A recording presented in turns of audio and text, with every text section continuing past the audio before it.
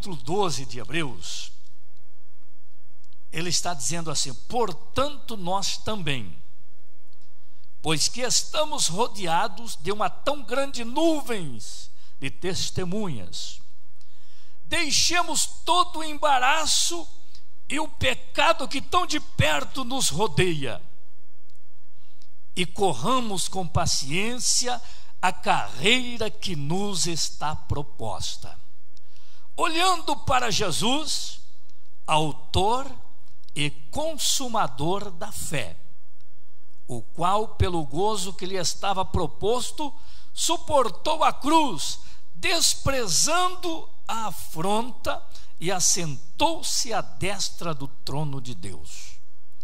Aí o 3: considerai, pois, aquele que suportou tais contradições dos pecadores contra si mesmo, para que não, olha aqui, para que não enfraqueçais, desfalecendo em vosso ânimo. Jesus aqui está como exemplo, e nós precisamos seguir o exemplo de Jesus, deixar todo o embaraço, meus irmãos, todo o embaraço e o pecado que tão de perto nos rodeia. Corramos com paciência a carreira que nos está proposta, olhando para Jesus, autor e consumador da fé. Jesus suportou tanto por nós pecadores e foi mais do que vencedor. Ele deixou um exemplo para nós seguirmos.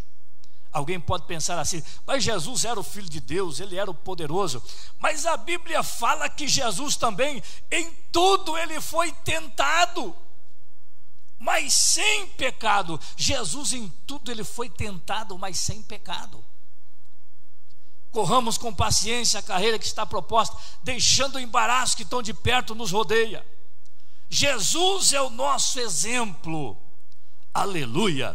E disse João que ele é o nosso advogado, que assentou-se à destra do trono de Deus, está ao lado de Deus como advogado, e ele intercede por tua vida. Jesus orou por nós há 2000 anos atrás, há mais de 2000 anos atrás, no capítulo 17 de João, na oração sacerdotal, está a oração de Jesus por mim, por você, pelos discípulos, por aqueles que já eram crentes, que já eram seus seguidores, e ele estava orando também por aqueles que haviam de ouvir a sua palavra e crer, e viriam para o seu reino.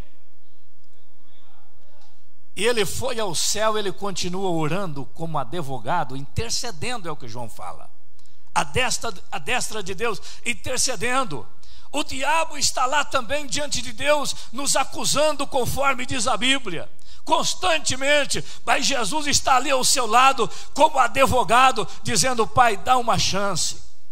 Eu também tudo foi tentado, eu não pequei, mas o meu filho lá, eu morri por ele, o meu sangue pode purificar, eu posso perdoar. Ele continua à destra de Deus como advogado. O que o advogado faz, irmão? O advogado defende. Hoje ele é advogado, um dia Jesus vai ser juiz. Mas enquanto nós estivermos aqui neste mundo, enquanto Jesus não voltar para buscar a sua igreja, enquanto ele não sair do seu trono à destra de Deus, ele continuará advogado. A missão do advogado qual é, irmãos? Não é defender? É defender. Na maioria é defender. Ele é o nosso advogado. Existe o advogado de acusação também, mas não o nosso advogado, é o advogado do outro. O advogado do outro é o advogado da acusação. Agora o meu advogado é o advogado que me defende. E João fala que ele é nosso advogado, e se ele é o nosso advogado, ele nos defende. Aleluia. João, ele fala essas questões de pecado. Ele diz que se alguém dizer que não tem pecado, é mentiroso e engana-se a si mesmo. Mas se nós confessar os nossos pecados, Ele é fiel e justo para perdoar os nossos pecados. E se nós dissermos que não temos pecado, enganamos a nós mesmos, somos mentirosos. Mas a Bíblia fala de um que em tudo não pecou e sem pecado, que é Ele, Jesus, que morreu por nossas vidas para nos dar a eterna redenção, que se perseverarmos nele até o fim, a Bíblia diz que será salvo. Só podemos perder o direito de entrar no céu se nós recuarmos. É o que está dizendo o escritor aos Hebreus, que se recuarmos, Deus está dizendo assim: eu não tenho prazer naquele que recua. Se recuarmos, Deus não tem prazer. Nós não podemos recuar. Nós fomos eleitos pelo dedo de Deus, fomos comprados por bom preço, aleluia, fomos escolhidos, aleluia. Todos quantos o receberam, deu-lhes o poder de serem feitos filhos de Deus. Você recebeu Ele. Você foi feito filho de Deus pelo processo do Calvário, pelo novo nascimento, por ter aceitado o plano, o projeto da salvação, o plano de Deus. Você é dele, é propriedade dele, é filho de Deus, e o teu Pai te ama. Ele quer te ajudar, Ele quer estender as mãos em todas as circunstâncias da vida e te ajudar a chegar no lindo lugar que Deus preparou para o seu filho e preparou para nós também. Jesus menciona isso no capítulo 17 de João, na oração sacerdotal. Eu quero que eles estejam aqui e que eles vejam a minha glória, Pai. Tudo que tu me deste, eu quero compartilhar com eles. Olha aí, meu, o carinho de Jesus. Nós não valemos nada, né? Não valemos nada. Valemos um pouquinho mais do que um passarinho. É o que a Bíblia fala. Não valeis mais do que os passarinhos, valemos mais do que um passarinho. Eu sei que tem passarinho de valor. Tem magnata aí que chega a pagar 150 mil reais por um passarinho especial aí, que eu não sei, eu não entendo muito, porque eu não manjo esse tipo de coisa. Não é a minha área. Mas tem gente aí doente por passarinho. Corre longe, vai longe. Eu tenho um obreiro que é viciado em passarinho. De vez em quando eu brinco com ele: olha, eu não boto muita fé nesse tipo de gente. É uma brincadeira, né? Ele é obreiro meu, mas ele é viciado num passarinho. Tem passarinho de muito valor, mas mesmo que tem passarinho de muito valor, eles são frágeis. Morre de repente, perde tudo aquilo e se acaba. E Jesus, falando das aves que Ele cuida, eles não plantam e não colhem em celeiros, mas o Senhor cuida deles. Eu falei um dia aqui que a tecnologia avançada dos dias atuais, as máquinas modernas, elas não conseguem captar toda a semente da colheita da lavoura. Por mais que eles melhoram todo ano, pesquisa e investimento, mas eles não conseguem fazer uma máquina para apanhar todo o grão da lavoura. Pois que ele escolhe o trigo, o soja, o milho, o arroz, pode passar lá 2 meses depois, se não começa a nascer um monte de semente que ficou ali no chão, não consegue pegar tudo. Por quê, irmãos? Aquilo ali é a do passarinho. A do passarinho fica lá. Aquilo ali é uma determinação de Deus. É Deus velando pela sua criação. O passarinho precisa de alimento. Deus cuida deles, é a Bíblia que fala. E aí Jesus disse assim: vocês não valem mais do que um passarinho? Irmão, é o que nós valemos.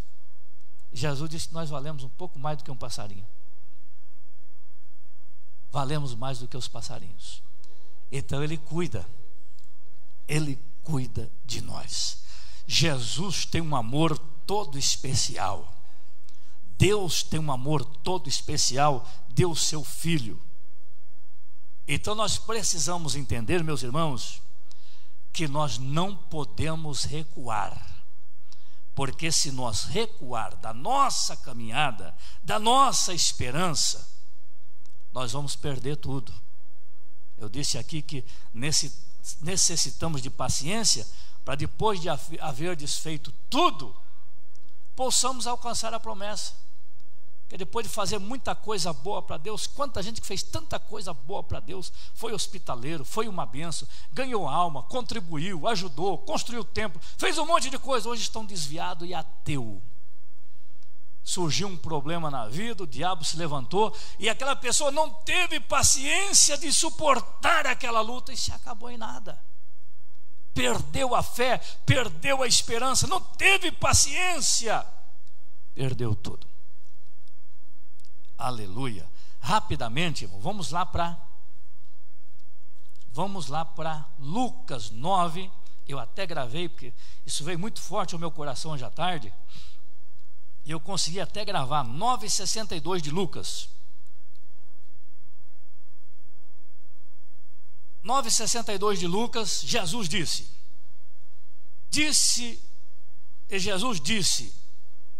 ninguém que lança a mão do arado e olha para trás é apto para o reino de Deus. A nossa caminhada, a nossa jornada, o nosso trabalho, o nosso servir a Deus, ele está em uma caminhada, em uma trajetória, como se nós tivéssemos lançado a mão em um arado. O arado ele só vai para frente, ele só lavra para frente, ele não lavra para trás, só para frente. E nós estamos com a mão no arado. O reino de Deus, Jesus faz essa comparação, como se nós estivéssemos lançado a mão no arado, indo para frente, arando, caminhando. Aí dizendo que se alguém lança a mão do arado, está deixando o arado, lançando a mão do arado e olhando para trás, ele não está mais apto para o reino de Deus. Nós não podemos lançar mão do arado e olhar para trás, parar, retroceder, que aí nós perdemos o direito da entrada no céu. Nós retrocedemos. Então nós precisamos continuar com a mão no arado, trabalhando, lutando, servindo, caminhando em direção ao alvo, que Paulo falou disso. Nesse texto, quando Jesus menciona esse negócio, aconteceu que indo eles a caminho, disse um: Senhor, te seguirei, para onde queres que fores? Aí Jesus disse assim: olha, as raposas têm seus covis, as aves têm os seus ninhos, mas o Filho do Homem não tem aonde reclinar a sua cabeça. O que Jesus disse. Olha a continuação do texto. E disse a outro, aí já foi Jesus que disse, e disse a outro, com certeza era discípulo, porque lá no livro de Mateus diz que era um discípulo. Aqui em Lucas, e disse a outro, segue-me. Mas ele respondeu: Senhor, deixa que primeiro eu vá enterrar meu pai. Veja bem. E aí Jesus lhe observou, Jesus lhe indagou, dizendo: deixa os mortos ou enterrar os seus mortos, porém tu vai e anuncia o reino de Deus. Olha o que Jesus fala para este homem. Veja o outro agora. Disse também outro, aqui já foi outro que disse, outro discípulo que disse: Senhor, eu te seguirei, mas deixa-me despedir primeiro dos que estão na minha casa, dos meus parentes, das minhas visitas, dos meus amigos. Aí é aonde Jesus disse: ninguém que lança a mão do arado e olha para trás é apto para o céu, para o reino de Deus. Jesus foi taxativo. Não quer dizer também que nós temos que deixar todos os afazeres da vida, para ficar só com Jesus, só com a igreja, e amanhã depois estamos devendo lá na farmácia da irmã, estamos devendo lá na loja da irmã Zica, estamos devendo lá na Moda Homem, onde compramos nosso terno, não podemos pagar, aí passamos por velhaco. Jesus não se agrada disso. O homem de Deus tem que ser perfeito. Não é pecado dever. Às vezes nós podemos cair num laço e dever, mas quando isso chegar a acontecer, o homem de Deus de caráter, ele não vai cortar a volta pelo outro lado da rua, ele vai visitar sempre aquela loja lá. Meu irmão, estou trancado, fiquei desempregado, tenha paciência, vai chegar um momento que eu vou pagar, me ajuda em oração, meu irmão, eu vou pagar, aguarda, a situação está difícil, mas eu nunca fiquei devendo nada para ninguém. Tenha paciência, meu irmão, pois pode cobrar até um jurinho. O de caráter e o sincero faz isso. Agora o velhaco, ele corta a volta, ele muda de loja, ele vai comprar em outra. O velhaco é assim, infelizmente, o mau caráter. Então, dever não é pecado. Qualquer um de nós podemos dever. Nós estamos em um mundo. Nós compramos, nós vendemos, nós trabalhamos. O comércio hoje é uma corrente. Se eu ficar desempregado, eu não vou conseguir pagar a minha prestação porque fiquei desempregado. É uma roda dentro de outra roda, é uma circulação constante. Tudo pode acontecer. Tudo pode acontecer. Quando Jesus chegou na casa daquelas duas mulheres, Marta e Maria, uma ficou ali o tempo todo aos pés de Jesus, dando assistência para Jesus, dando carinho para Jesus, conversando com Jesus, ouvindo Jesus. E a Marta ali arrumando a casa, trabalhando. Churrasco não tinha aquele tempo, mas tinha comida. Quem sabe preparando a comida, de repente ela disse: Jesus, foi isso, né, Zé? Fala para minha irmã aí, se tocar, né? Vem me ajudar a preparar tudo para a ceia, para o almoço e tal. E aí Jesus disse que ela escolheu a melhor coisa, parte, que não lhe será tirada.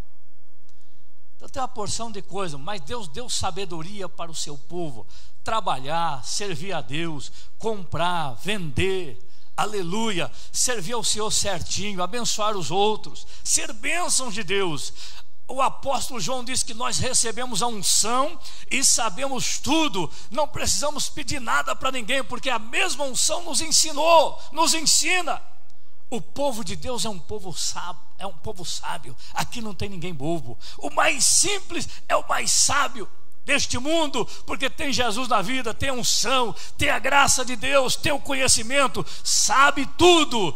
Aproveite esta sabedoria da unção de Deus para continuar a ser bênção, tendo força, tendo esperança, para não largar a mão do arado e não olhar para trás, porque Jesus te chamou para o reino de Deus, para o reino dos céus. Para terminar, irmãos, eu estou correndo, mas eu quero finalizar com Filipenses capítulo 3 e o versículo 11, uma coisa linda que eu amo. As palavras deste homem chamado Paulo, grande apóstolo de Jesus. Filipenses 3 e 11. Conhecendo a virtude de Deus, conhecendo Deus, aleluia, dizendo: para ver se de alguma maneira posso chegar à ressurreição dos justos, dos mortos. É o Paulo que está falando. Depois de conhecer a virtude da ressurreição, das suas aflições, ele está dizendo: para ver se de alguma maneira a sua luta, a sua batalha, para ver se de alguma maneira posso chegar à ressurreição dos mortos. No versículo 12 ele diz assim, não que já tenha alcançado, veja bem, ou que seja perfeito, é Paulo que está dizendo isso, ou não que eu seja perfeito, mas eu prossigo para alcançar aquilo para o que fui também preso por Cristo Jesus. No versículo 3, olha o que ele fala: irmãos, quanto a mim, não julgo que eu haja alcançado, que já estou salvo de tudo, que já estou livre de tudo, que já ganhei o prêmio aqui nesta vida. Eu não faço isso, mas uma coisa eu faço, disse Paulo, e é que, esquecendo-me das coisas que atrás ficam e avançando para as que estão diante de mim, prossigo para o alvo, pelo prêmio da soberana vocação de Deus em Cristo Jesus. Olha que coisa linda, olha que homem valente, irmãos.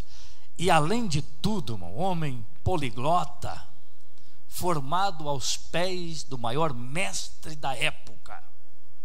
Falava grego, falava hebraico, falava aramaico, falava um monte de coisa, mestre por excelência. Falava o latim. Não sei se ele não falava espanhol também. A Bíblia não fala que ele falava espanhol, mas a Bíblia fala que ele projetou uma viagem missionária para a Espanha. Ele programou. Eu não sei, a Bíblia não diz que ele foi para a Espanha, mas que ele programou uma viagem para a Espanha. Por isso que eu digo, irmão, homem preparado e sábio, eu desconfio. A Bíblia não fala, mas eu acho que ele falava o espanhol também. Olha, irmão, daqui mais um pouquinho, a Bíblia não fala, a gente conjectura, mas eu não sei se daqui a pouco ele não falava o português também. Olha, esse homem era tremendo, irmãos. Claro que naquela época, isso aqui a gente comenta isso, mas eu nem sei. Mas se tinha Espanha, que fica na Europa, tinha Portugal. Olha, irmão, a Bíblia não fala, nós não podemos afirmar. Isso aqui é coisa para nós discutir lá na aula de teologia. Mas eu estou desconfiado que Paulo falava até o português. Vocês não vão pregar isso, hein? Não vão falar isso por aí. O pastor pregou que Paulo falava até o português. Charamanda gassúbria. Homem preparado, irmãos. Homem cheio. Ele era muito intelectual, ele era muito inteligente, ele era tremendo, aleluia. Ele falava a língua dos anjos, falava a língua do céu, aleluia.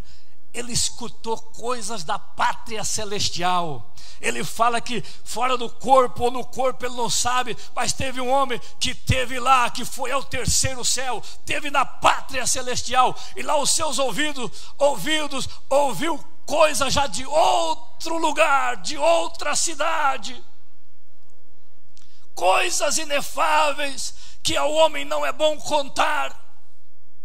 Ele ouviu e ele viu. Não, vocês acham que ele não falava português, meu irmão? Com tudo isso? Meu Deus, irmão. Olha, mas não é isso o assunto, mas eu estou falando aqui, não vamos falar isso por aí, mas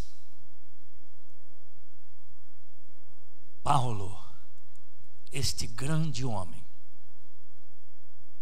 ele disse: eu vou lutar para ver se de alguma maneira eu posso chegar à ressurreição.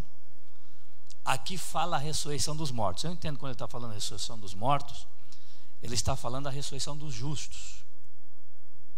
Ele não chegaria à ressurreição dos mortos simplesmente, porque ressurreição de morto, os mortos ímpios também vão ressuscitar para comparecer diante do juízo.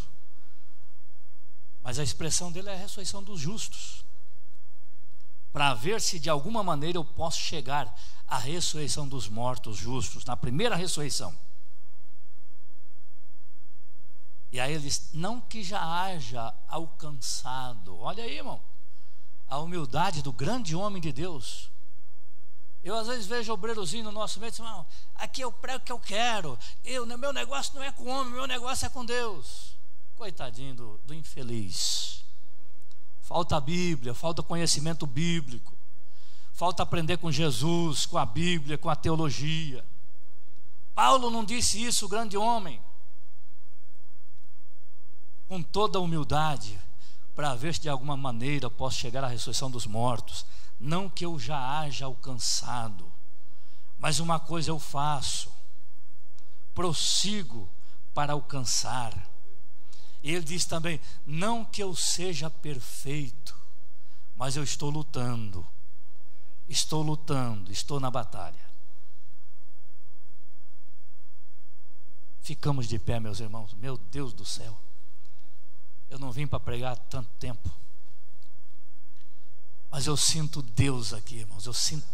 Eu sinto uma liberdade espiritual aqui, do Santo de Israel, do Santo de Deus que está conosco, do Espírito Santo que está aqui.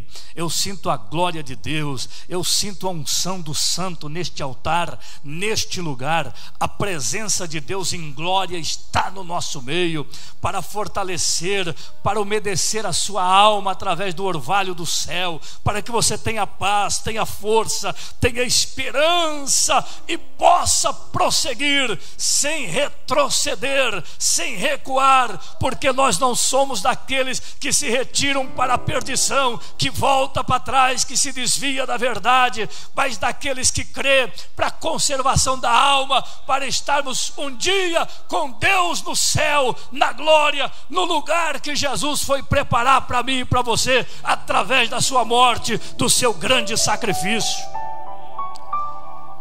Eu quero orar por você, meu irmão. Vem à frente em nome de Jesus. O Ramagachanda Ramalagassubria. Oh glória! Bendito seja Deus, o nosso Deus, que nos fortalece, que é a nossa rocha, que nos comprou através do seu Filho Jesus, que nos chamou, que nos capacitou.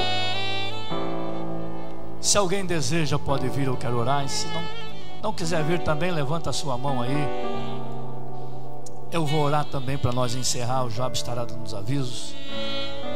Bom é estarmos aqui na presença de Deus, na casa de Deus. E que bom que você veio no templo para buscar a Deus. Nossa campanha de oração prossegue até concluir os 52 dias, das 8 às 9 da manhã, das 10 às 11 da noite. E a oração, ela remove montanha. Deus vai mudar o quadro, vai mudar o nosso cativeiro. As coisas vão ser alinhadas em nome de Jesus, pela mão de Deus, pelo braço de Deus. Tudo é dele, tudo pertence a ele. Meus irmãos, nós passamos luta e tribulação, mas a Bíblia diz que não cai um fio de cabelo da nossa cabeça se não for permissão do nosso Deus. E se Deus permitiu você entrar na prova, não murmure, não abra a boca, mas prossiga no meio do fogo, que o Senhor passará contigo no fogo. Ele passará contigo nas águas. Ele vai te dar vitória em nome de Jesus.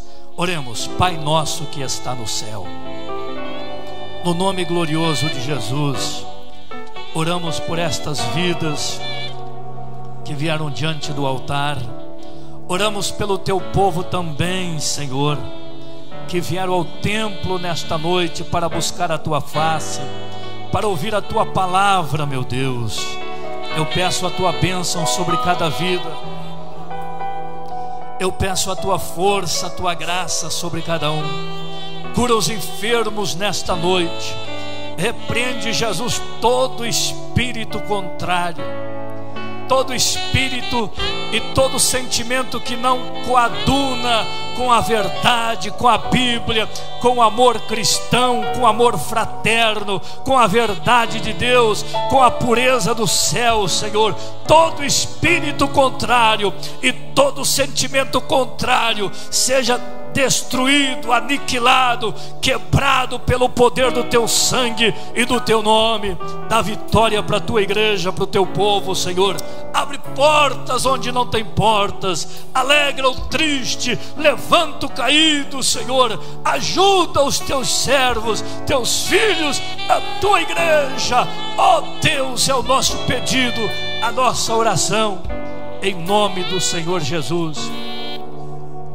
Em nome do Senhor Jesus.